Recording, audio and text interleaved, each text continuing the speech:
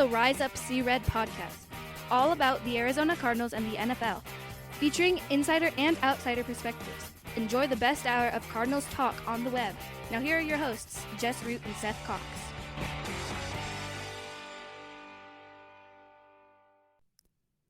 Hello, Arizona Cardinals fans, and welcome to the latest edition of the Rise Up See Red podcast. I'm your host, Jess Root, from CardsWire.com, the USA Today NFL Wire site, covering, of course, the Arizona Cardinals, with my co-host, as is usually the case, especially on a Tuesday night when we're recording, Seth Cox from RevengeOfTheBirds.com, the SB Nation Arizona Cardinals site, and also one of the hosts of the original Draft Breakdown podcast. Good times, Seth. We are officially 1 week away from final cuts, and it's about to happen. Yeah, we're almost there, and we had some clarification cuts already, but outside of that, it's been kind of held close to the vest. I think we're starting to get an idea of some position groups, where others is still kind of a complete unknown. And I think, when you're going into a season that doesn't look ultimately promising in terms of wins and losses, which, most of us expected even coming into the season, you and I were on the positive side thinking 5, maybe 6 wins, and that's being very positive. You manufacture, you allow things like this, right? Like, the unknown. How is this team going to be built in year one of the Monty and Gannon era? And to me, it's been kind of fun to watch how they've gone about it, because, you talked a little bit about it last week. There are the key guys, and then there's everybody else. And it's not that they've made it like, oh, these guys are more important, or, this or that, but like, there are the guys that they're like, we have to have you for the regular season, or what could be a long season is going to be a lost season. Yeah. And while we saw hopes and glimmers of positives in the first preseason game, there wasn't a lot of that against the Chiefs, as they got jackhammered into the ground, dismantled, call it what you want, but it was a 38-10 loss to the Kansas City Chiefs, where they were not very competitive at all. And my one of my favorite things was to see Blaine Gabbert for 2 drives just absolutely carve up the Cardinals defense, and to be able to turn to my fellow online credentialed people, Tyler Drake over at Arizona Sports and Donnie Druid over at Sports Illustrated, and telling them, this reminds me of the summer of Blaine Gabbert in 2017 with the Cardinals. We were like, and we're like, Blaine Gabbert should be carving up players, could carving up defenses like this. He's a former first-round pick. He's as talented as you get as in terms of quarterback skill. He's been in the league for a decade. He totally carved up that third-team defense. Oh, my gosh. Yeah, it was ugly. And it was one of the things I wrote about, and I know we'll talk about it, but the reality becomes that the talent at the top end, or their ability to play well within the system, hasn't looked too bad. I know we'll talk about that, but the depth, the difference in the depth of a championship contending team and a team that could be competing for the first overall pick is vast. And to be fair, that's what makes the difference in the NFL. Obviously, having elite players like Patrick Mahomes and Travis Kelce is huge, but having guys that can win games, if those two are, down in any way, shape, or form, is such a big deal. And that's the reality of the differences, because you've got the Cardinals, who are just trying to find guys to make it in the NFL, versus the Chiefs going, is this guy good enough to, be fitted for a Super Bowl ring at the end of this season? Like, that's just kind of where the two teams are right now. Yeah. So what we want to talk about in this show is basically the good, the bad, There was one position battle, probably like we were paying attention to. I don't know how many other people were paying attention to it that's been decided. And the Cardinals have made a few roster moves. We'll kind of discuss what they mean specifically because they aren't necessarily significant. So let's get started. So 38-10 loss to the Kansas City Chiefs. It was pretty bad. It was as bad as it sounded. They allowed 504 yards of offense. The Chiefs quarterbacks combined for 31 of 38 passing for 393 yards and 3 touchdowns. The defense did not get a takeaway. They did not sack the quarterback. And they basically moved up and down the field as they wanted. But we don't want to deal on what went wrong, and we don't necessarily talk about like as a team. What was good.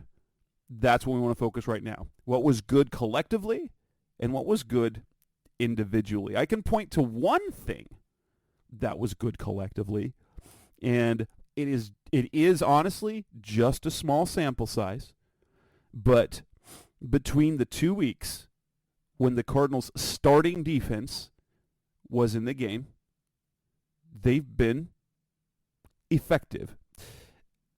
They started all their starters, and so you had Budda Baker in there, you had Kaiser White in there, you had the whole lineup in, and in 2 drives, they held the Chiefs to 17 yards. Granted, there was an explosive play that got called back by a penalty. Nonetheless, it was a penalty. I mean, penalties happen. They do, and so the Cardinals left like. They had 2 drives where it was the starting defense against their starting offense, and they forced the Chiefs both times off the field after just a few yards. And once Budda Baker and Kaiser White came out and Stephen Collins came out, that's when Patrick Mahomes started just being surgical. But I think, like, if this defense, now I don't know what it's going to look like over a course of a whole game, but because you've got fatigue, but if that defense can, small sample size, 4 drives, but if in the regular season they can hang with basically any offense early in games, it'll make these games feel interesting at least. Yeah, and I think that's a great way to put it, right? Interesting, because you look at what they did, and I'm pulling it up right now just so we have, hard facts on our side, so to speak. And Budda, Kaiser, they played 10 snaps. Lecky, Gardeck. Lecky played 11. Gardeck played 13. Collier played 15. Wilson and Collins played 17. Jalen Thompson played the most from us, like a true starter, at 20, outside of Isaiah Simmons, and then Josh Woods and Keitrell Clark, who are kind of in positional battles, right? Like, yeah. Simmons, they asked him to do a lot last game. We'll get to his performance. But, outside of that, when you look at Jalen Thompson, 20 snaps, and then everybody else less than 20, and like you said, like, they were competitive. And that's something we talked about last week, right? Be competitive, compete with good teams. They did that against the Broncos. They did that against the Chiefs. I don't think you can expect a lot more because, like I said, the drop-off, and obviously the Broncos aren't a very good team right now either. But the drop-off from, Budda, Kaiser, Zaven, those guys, to the next group is just so steep right now, which is slightly disappointing, right? I mean, that's kind of slightly disappointing, but at the end of the day, there were some key guys that were missing. And when you look at it, you didn't have either of Cam Thomas or BJ Aguilera in there still. And MyJ either. Yeah, and MyJ. So you're basically down your number 2 starting edge guy or It became was- Jesse Luketa and Victor Dimukeje became the next Right. two guys in the game. And Luketa was okay, and Dimukeje took a huge step back this week. You know, what it's ironic, maybe ironic's not the right word. It's interesting that Rashard Lawrence is now not a good player all of a sudden after looking like a guy that was like, oh, if he could just stay healthy under Vance, and now he's in that, I don't want to say doghouse, that makes it sound too strong, but he's a guy at the back end of the roster now, right? Yeah. And so like those guys getting so many reps and not competing, and that's just what it was. I mean, it just changes how things go, and we know that there's going to be question marks that have to be answered about the coverage situation outside of Marco Wilson, who played well. But after him, is it going to be Keitrell Clark? And they gave Keitrell a ton of work this week against the best passing offense in the NFL. I mean, it's hands down, no question. And, I think that's what you do in these situations. That's how you look at preseason. And like you said, for those 17 snaps, and we'll just call it 17, they looked competitive. They weren't good. I mean, nobody's shutting down the Chiefs offense, right? Like nobody, but they were competitive. And that to me is what I'm looking at. And then I obviously from there was much disappointment in the way of the guys that have opportunities to make a name for themselves that didn't take that this week. Yeah. But let's talk about the good individuals. You mentioned Marco looking good in coverage early in the game, even making a nice. They even had a really nice pass breakup in there. For me, and I think he probably cemented his spot in the starting lineup. Wouldn't you say that Josh Woods just kind of crushed it? Yeah, and that's what I was going to say. Isn't it really crazy that Kaiser White, Chris Barnes, and Josh Woods all played well, and none of these guys are like high draft picks?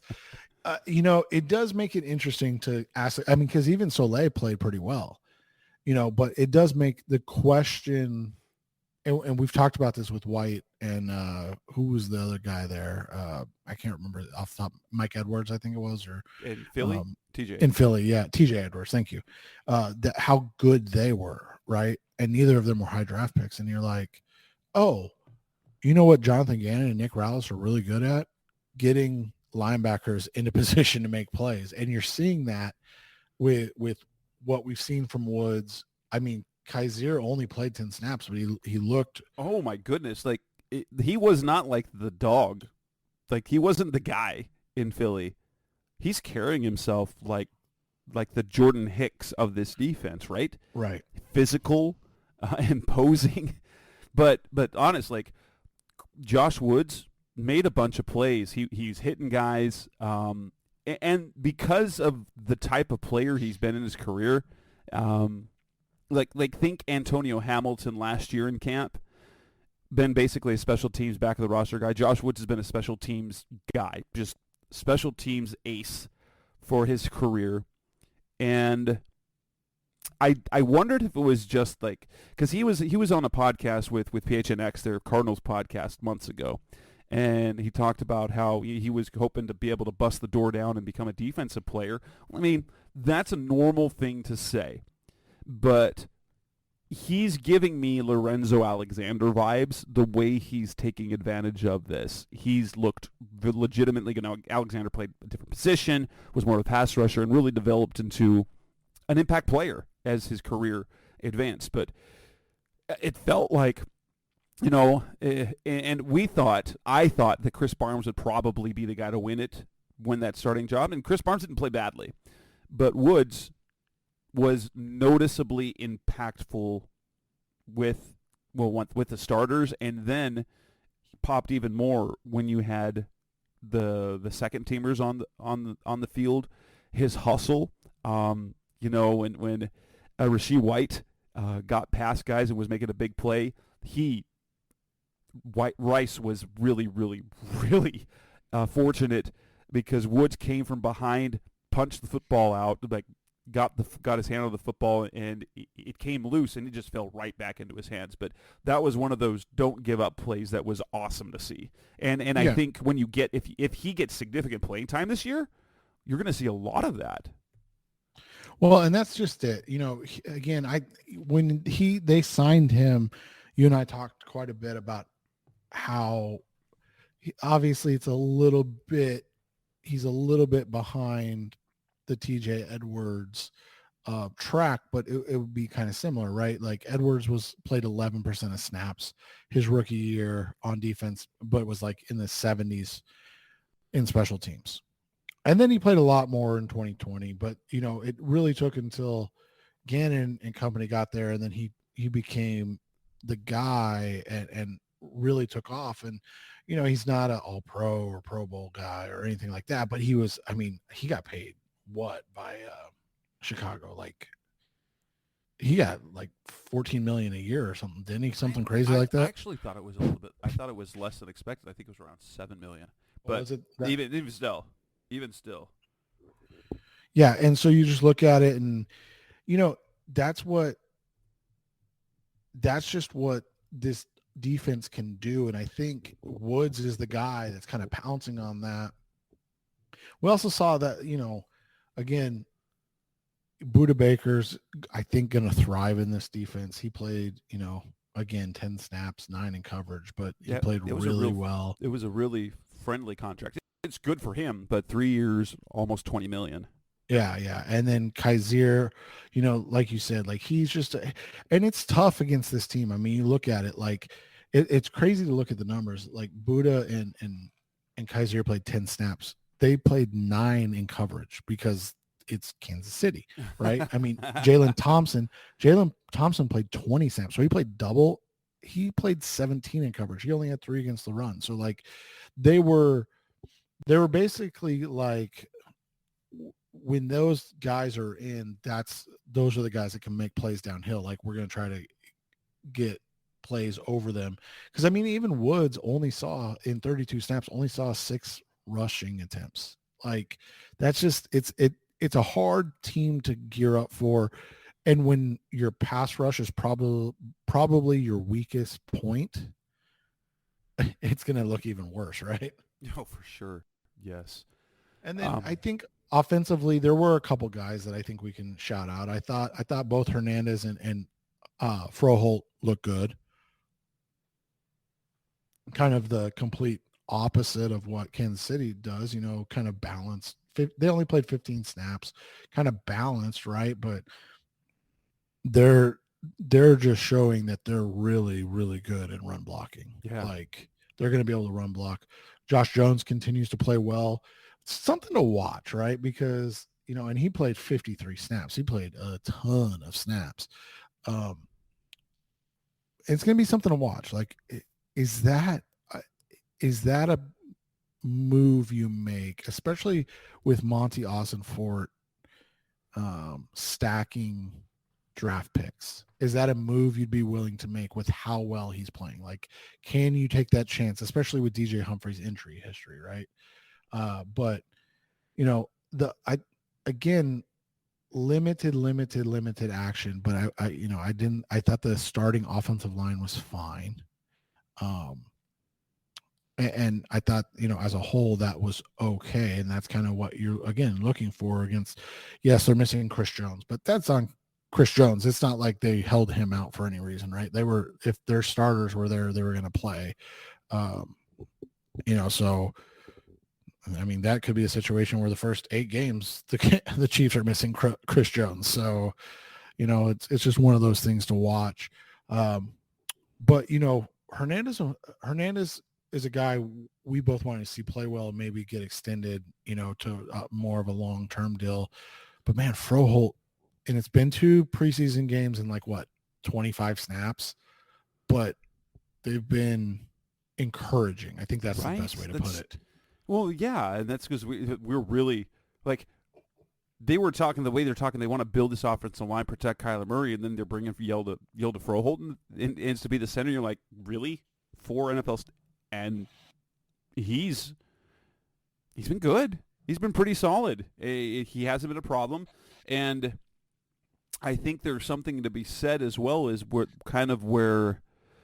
he is within the locker room and with the coaching staff, since he was the guy that was sent out to do the coin toss as the single captain for the Cardinals on Saturday. I don't know what that meant. That you have to figure that there is something there to that. And like we said last week, this, like, one of their first moves in free agency might have been kind of like the steal of the offseason. Oh, funny note, Pat Elflein, the guy who's like a legitimate NFL center, but injuries have been the problem. What happened? He's hurt. He's hurt again already. Yeah, and I mean, we talked about Elflein and, like, could you trust him for that long? The obvious answer is no, and that's unfortunate. It's just, I mean, it's tough. Like, we're not trying to crap on a guy. We're not trying to take, shots at a guy, but the reality is it stinks. It stinks for these guys who are talented players that can't stay healthy. That's rough. Yeah, and then I think we should mention too, James Conner only a couple plays, but looked noticeably quicker. Well, I think the biggest thing is that the running game looks so much better against Kansas City than Denver, because they had James Conner. And it wasn't just James Conner. Keontae Ingram looked really good too. And there again, we're not there, and even the stuff we are there for, we're not allowed to talk about. And then even then, they kind of tend to sometimes wait until we're not there to show some stuff. And I'm going to tell you, like, everybody I've talked to is very excited about Keontae Ingram. So I don't know if they're bubble wrapping him. I don't know if this has been planned. I don't, obviously this is a first year regime and all of that, but they seem genuinely excited about Ingram, and it was easy to see why on Saturday. Oh my gosh. Yeah. Well, and it's very interesting is, like, if there's one thing I've been able to take away from what they've done offensively, is that at least when Colt McCoy is going to be playing, we are going to see a lot of the tight end and the running back, even in the passing game. Yeah, short stuff, get it out quick, get rid of the ball, let playmakers make plays, and that makes sense, right? Yeah, and so, like, assuming that they both can be healthy, that a duo of James Conner and Keontae Ingram might not. I mean, that's not bad, and you know what? If the Cardinals can be consistent moving the ball, you know what? Both of those guys are big. They are going to wear down opponents. Connor's a big physical runner. Keontae, he's not as physical a runner, like run over you, run through you, but he's a big dude as well. Yeah, and he's a fun guy to watch run, like a real fun guy, and that's, for me, this is going to be kind of a boring offense until Kyler gets back. They're going to put a lot on their defense, for better or worse. But it's good to see that they look like they can run the ball a little bit, and they can play a little defense. And I know the end score did not show that, but I thought the starters showed that, that's a game. And I know people are going to be like, well, that's not good. That's a game that the Cardinals probably lose like 24-14 or 24-10, right? And if Kyler's in there, maybe it's, 24-17 or something like that. But, and you might be saying, well, that's not good. But, I mean, that's literally the best team in the NFL. And, like, if that's what you're able to do and where you're at, obviously health and things like that all matter. But, like, that's an encouraging thing for a team that's in, what is kind of a total rebuild. Coming next on the Rise Up See Red podcast, the Star of Cardinals Talk on the Web. Let's talk about the not so good. That's coming next on Rise Up See Red. We're back on the Rise Up See Red podcast, the best of Cardinals talk on the web. I think, well, and aside from, and we'll kind of talk about that, Nolan Cooney, the punter, wow. But we'll save that for the next part of that, because that, spoiler alert, the Cardinals have a new punter. But there were a lot of things that were a little bit disappointing in that game. I mean, aside from like the team performance, players that showed promise, they just didn't do much. And I'm not saying that they're going to be bad or they took a step back, but all the praise that we've seen from Michael Wilson didn't do anything, and actually had a negative because he had the holding penalty. You saw a little bit in run blocking, but he picked up a penalty. He didn't get a target, I don't think, but he wasn't impactful. There was a lot of guys who had looked solid against Denver who just felt like they were basically non-contributors. They were just there. Nothing happened with them. Yeah, and it's one of those situations when you look at it that this is a the Wilson situation. In his 14 snaps, yeah, he didn't look good. But you also have to be realistic in the sense that this is an offense that you need to be able to block well. He typically does that. And then when you get pass plays, you only may get 2 a game. So like, it's not going to be a volume offense, right? Where like we see with KC or Cincy or even Buffalo, where they might get, 12 targets a game.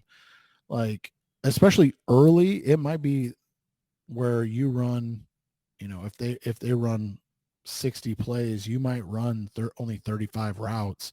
And if, you may only get 3 targets on those 35 routes, like it's just one of those situations. And so, yeah, you're absolutely right. He did not look like we had hoped. But I also think that at the time, like, some of the time we overestimate or, we expect it. I tried pumping the brakes on all off season on Michael Wilson. But I am also not just talking you and I, but like, because especially now, it's one of the things I've really found, now that everybody's kind of at camp, right? And everybody's talking about camp. The what's the word I'm looking for? Like the hype is kind of out of control, and I'm not saying us or anybody specific, but like we just see all the time. It's like we see these one-on-one highlights of Michael Wilson winning a rep, and it's like, oh, he's going to be a dog. Oh, he's going to do this or that or the other. And it's like, all right, I mean, he might, and he looks really good, but like also, and I think there's something to be said about the fact that it looks like he is he's wide receiver 2 basically right now is what it looked like, because it was Hollywood and Wilson, and then they added Rondale in the slot. Pascal also came in some, but basically Wilson is one of their top 2 guys, which is I don't know how I don't know if I'm a little, well, that's not great. Yeah, great. Right, that's a fair question, right? Like, is it a good thing or is it a bad thing? And those are things we'll see, and see how they go.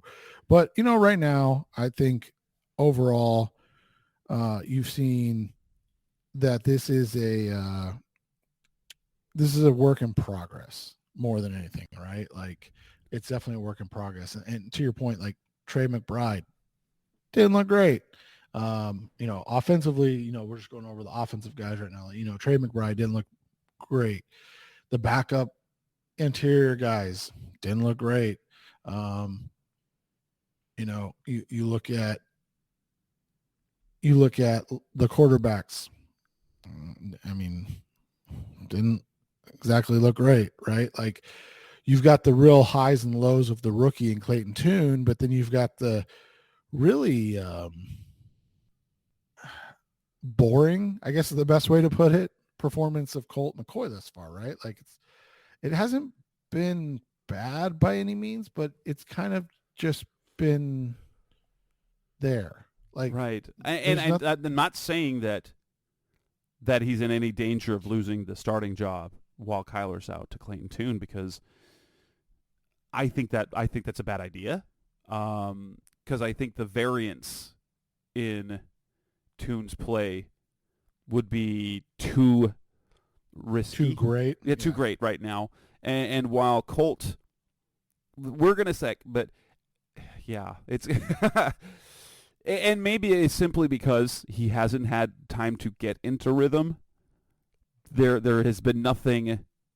There really hasn't been a whole lot offensively like, yeah. But you'll be like, they're going to survive. I guess this is basically, it feels like that is treading water at best. It's even more so, because remember how they were trying to, handle DeAndre Hopkins being out? This is even more so, where they're just like, we just Colt, just keep us together. Don't mess up. Like literally game managing. Yeah, on a bad team. I think that's what their goal is, and we'll see how it works out for them. But, it's going to be interesting because it's been, like I said, it's just been very, very boring thus far. And so we'll see, what the expectation and what the growth of that looks like over the next couple weeks, but the offense, I don't think you and I have very high expectations for the offense until Kyler gets back. Like, Correct. that's not being rude. That's just looking at, we know what we have in Colt McCoy. We've seen it for the last several years. And a 5th round rookie, like for every Brock Purdy, there's 27. And I'm going to keep saying about Brock Purdy, if he were dropped into any other team, any other system, nope. Right. He was like, what made Brock Purdy so successful is the fact that he had just enough physical talent and was not making mistakes. And so we can't expect that from an offense where the receivers aren't consistently 3 yards separated from their defenders like it seems like San Francisco's is. But can we talk about Isaiah Simmons? Because, yeah. And people are very down on Isaiah right now. And I don't know what to think. I will say this. The touchdown play when Shane Buechele ran for the touchdown, like Isaiah literally could have killed him.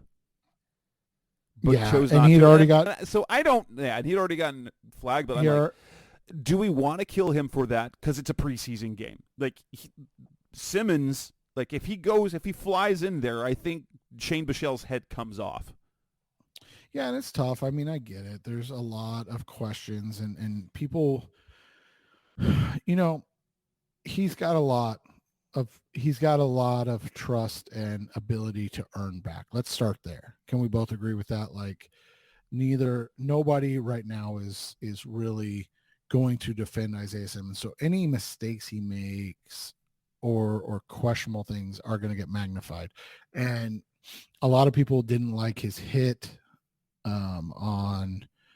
was it against Rice? I don't remember who it was. But, the hit on the wide receiver there, thought it was dumb. That's hard. It just felt like hard for a defender. And you know what? It's really hard. It's really hard for Simmons because of his size.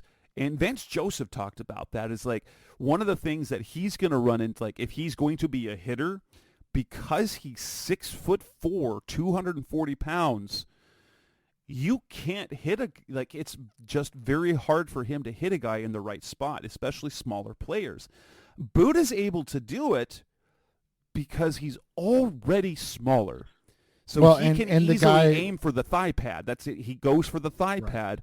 Simmons can't get that low. So if a guy is going down and he's going to make contact, like his shoulder pads are going to hit pretty much everybody's helmet. So that's really unfortunate for him. But yeah, it's a thing he has to adjust to. Well, and as a coach, and this is, I mean, obviously I don't ever compare anything that I do with the NFL, but I don't know if this is true. I obviously never coached Isaiah Simmons, but Simmons seems like the type of guy that plays really well when things are going well. And once he makes a mistake, he tends to compound those mistakes by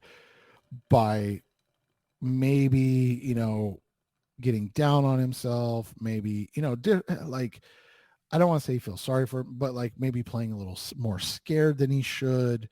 And all of that is something that I think, and we heard and we listened to Jonathan Gannon after the game talk about Isaiah Simmons. And, we always talked about how Cliff never threw a guy under the bus, right? Like it was always Cliff's fault. He didn't throw his coaches under the bus. He didn't throw anybody. Like it was always Cliff's fault. Gannon does a really good job of saying like, hey, he did this well, or he was doing this well, or this, and like praising him, knowing that there were several mistakes that can be cleaned up in that situation.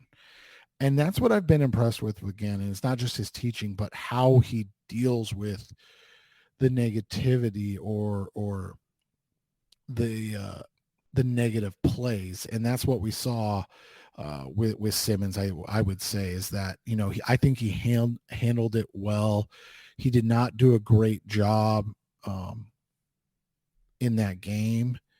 He did not play as well as he did the first game, but I think overall that he's accepting the coaching, and it seems like Gannon has an idea of how to coach Simmons now. And what Gannon said, it wasn't, and he said a couple of times in coverage he may have lost leverage, but we'll go back and flip it up. And there's one thing that we've seen about Simmons, like over the last couple of years, is that he can, like, that's one thing that happens against the Chiefs specifically last year. He got in trouble because he was playing bad technique and lost leverage several times to Kelsey last year. And I think that's just a common thing, is like he sometimes just gets a little outside of himself for what he's supposed to do. Maybe he's such a smart guy from what we saw at Clemson, and he's always been praised for how smart he is. But maybe it's he gets caught into the I can do this, so I can take a chance and then makes a mistake because of it. And it seems like that's where he is. Either he's just a step slow or step behind the decision, so where he loses leverage on a route, and he ends up getting, and it makes him look terrible. And that thing, his mistakes make him look bad. That's the problem. Exactly. With him. That's a fantastic way to put it.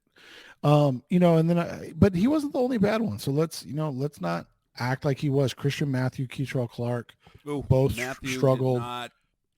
Well, it's one thing to get beat. Like he was like, Gannon wants his corners to tackle. He did not do a good job at that. Right. And so, you look at both Clark and Matthew, not great this weekend. That was disappointing. I thought that, again, Rashard Lawrence, man, I just don't know what's going on with him. Like, he was always consistent. Yeah. That's what you and I would always say. And now all of a sudden, it just looks bad. It just doesn't look good.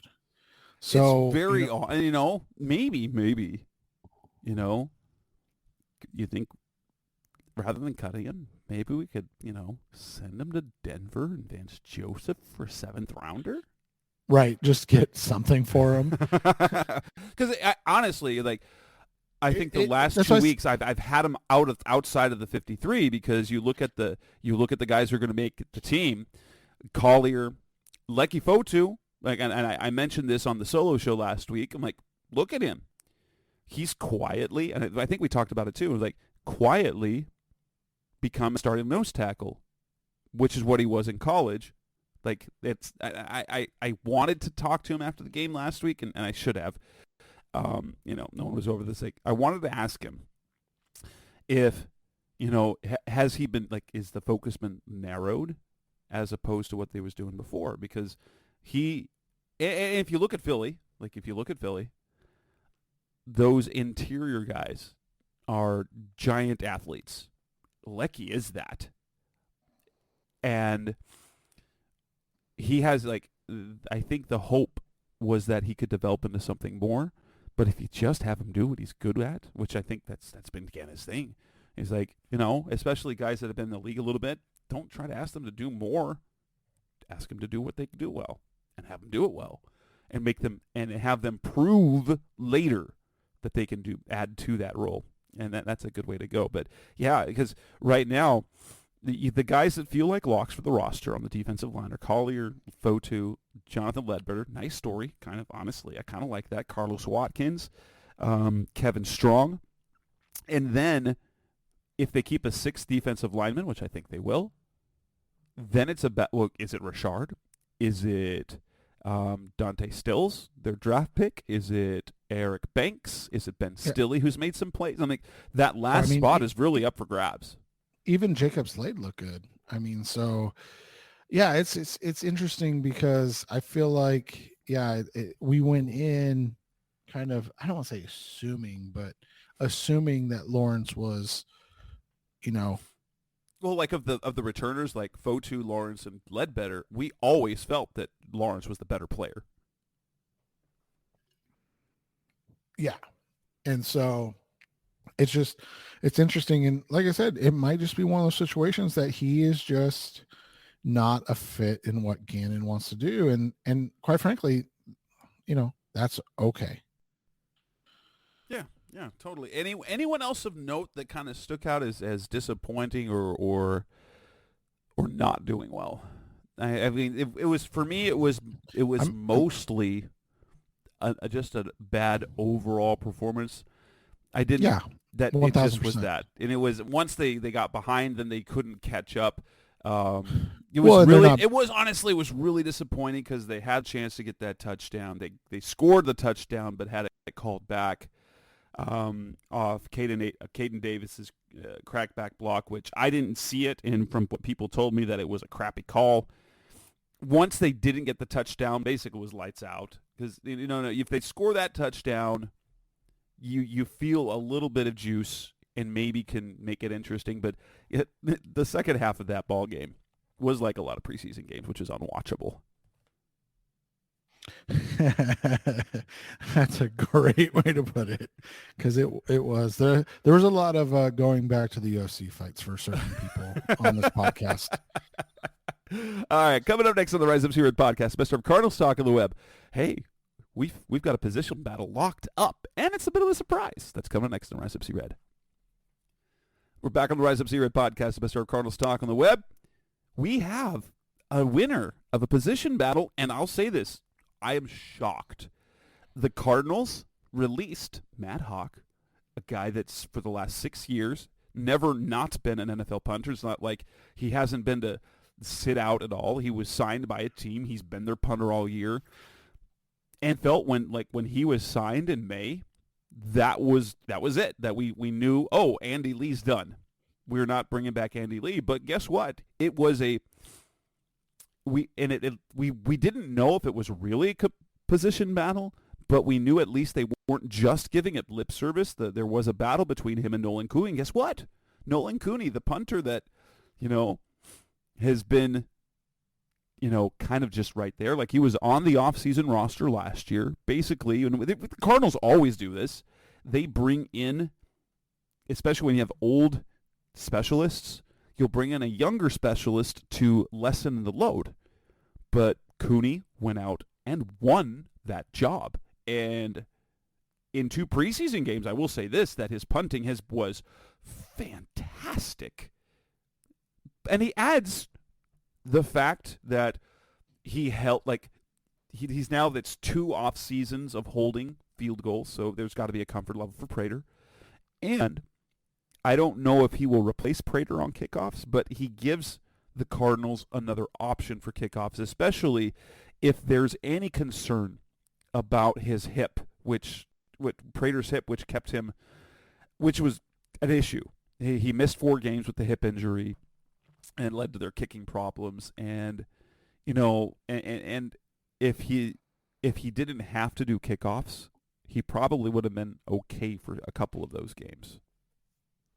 Yeah, and so that's just, again, new regime. We don't know how they do things, but this was a bit of a shock. But Cooney's punted his butt off, all well in his preseason performance, and it was and during camp he's done well, and so to see him get the win from the performance isn't surprising, but just based on how coaches, especially defensive coaches, typically like to do things, it was a bit surprising. But again, I think it's good to see this kind of change.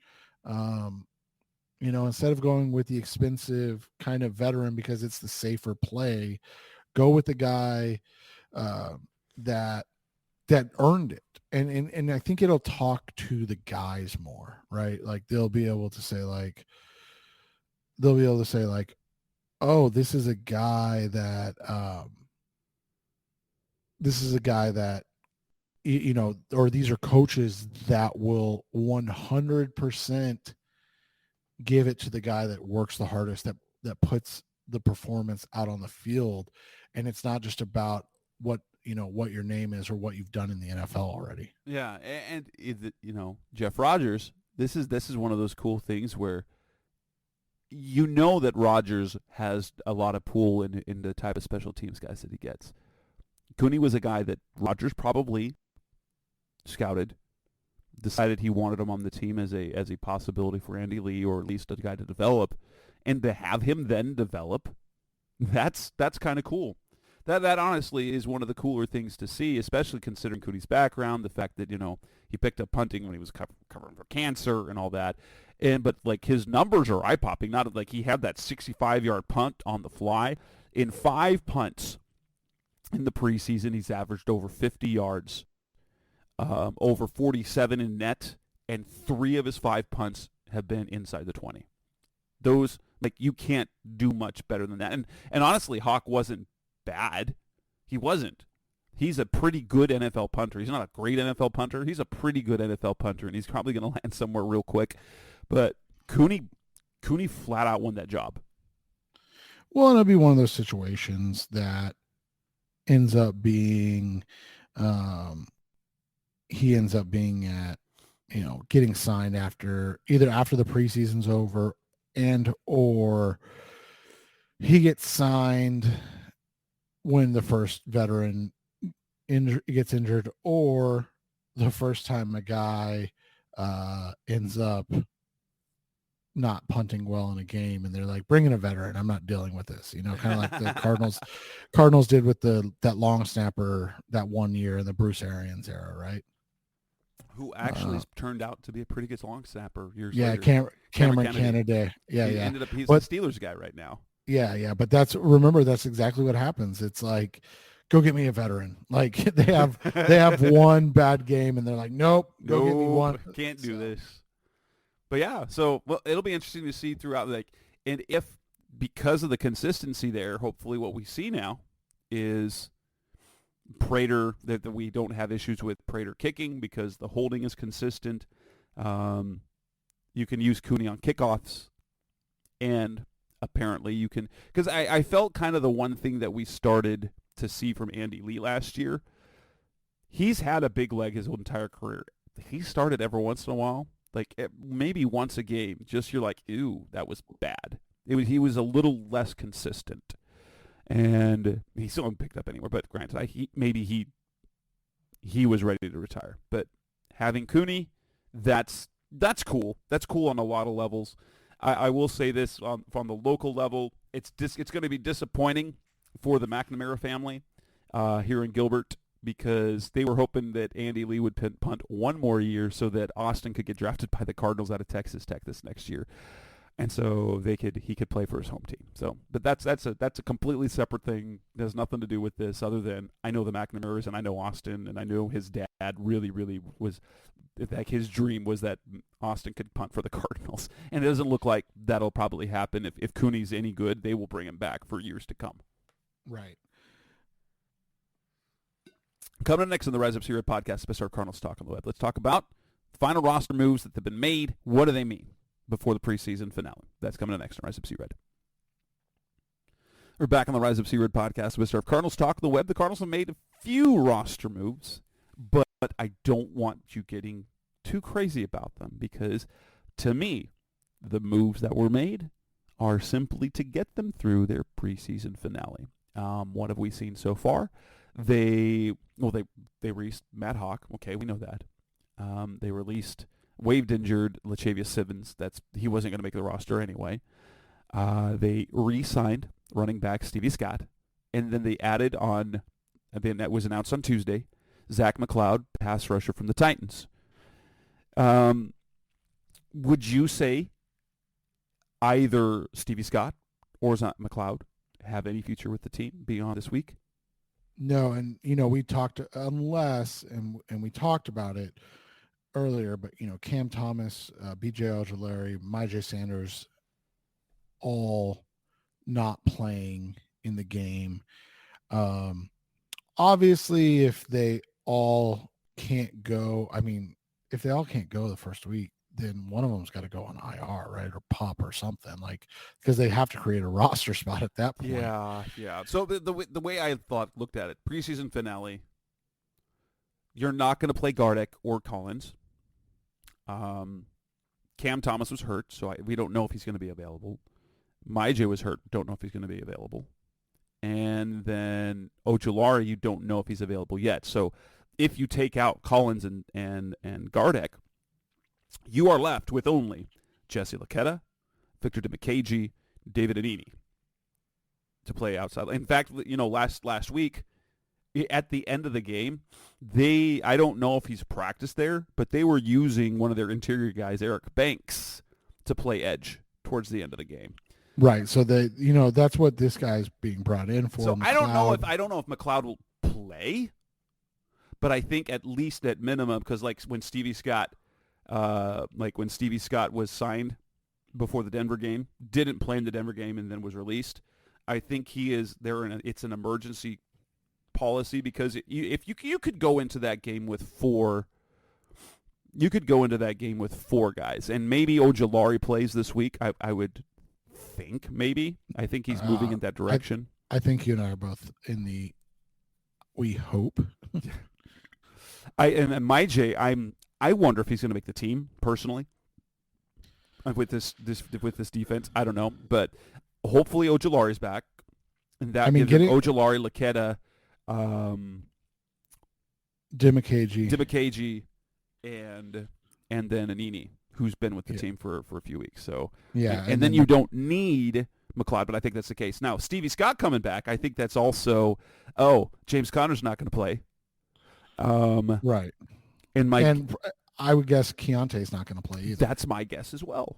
And so if you get an injury. Well, and Tyson Williams was hurt, so he didn't play on Saturday. So if you keep Conner out, and then if you decide to keep Ingram out, you've got Corey Clement, you've got Amari DeMarcado, and so it's either they're not going to have play Keontae, or Ty Williams is out another week. Right. And so you just want to have a fourth running back available just in case to get him through the game in that preseason finale. So I'm not saying that Stevie Scott's going to play. I'm not saying that McLeod's going to play, but I think that those are simply insurance additions. They are not. They are the definition of a camp body emergency plan right now. I think just to make sure that they can get through the game. So that's my analysis of the roster moves. There might be more coming, but yeah. And at this rate, there's not, though, and that's kind of where we're going for this. With, it's been already kind of what we expected, right? An up and down preseason. We're expecting the same thing. And during the season, but hopefully we see, more health and competence moving forward as this continues and as they get closer to as they go through the season this year. All right. Anything else of note that we want to talk about? No, I think it's exciting to see this. It's been good so far, and we'll see how it ends up. But thus far it's been, I think for the starters a positive, and the issues are what we expected. They're not very deep. I will do a solo show later this week, and maybe what I can get from Seth. The one thing we have not done, because our next show is going to come after roster cuts. We'll react to the roster cuts. But maybe what I can have Seth do is to give me kind of the guys he thinks, instead of necessarily a whole 53-man roster prediction. I'll give you mine, and I'll give you what I'm expecting to see in the Vikings game. But I'll do a solo show Thursday or Friday, and then we'll be back next week to react to roster cuts. But yeah, so that's Seth Cox. I'm Jess Root. This is Rise of the Sea Red Podcast. This is episode 453. Thank you for listening, as always. Thanks for listening to the latest edition of the Rise Up Sea Red podcast. Listen to previous episodes and subscribe to the show on Apple Podcasts, Stitcher Radio, Audioboom, or many other podcast platforms so shows are delivered directly to your mobile device. Please give the show a 5-star rating and always support the sponsors who support the show. We'll be back soon for the best hour of Cardinals talk on the web. Rise Up Red Sea, be Red Sea Red, and of course, Rise Up Sea Red.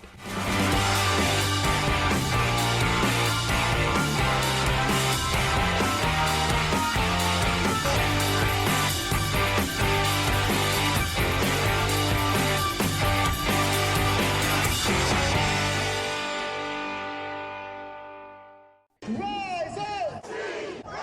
Rise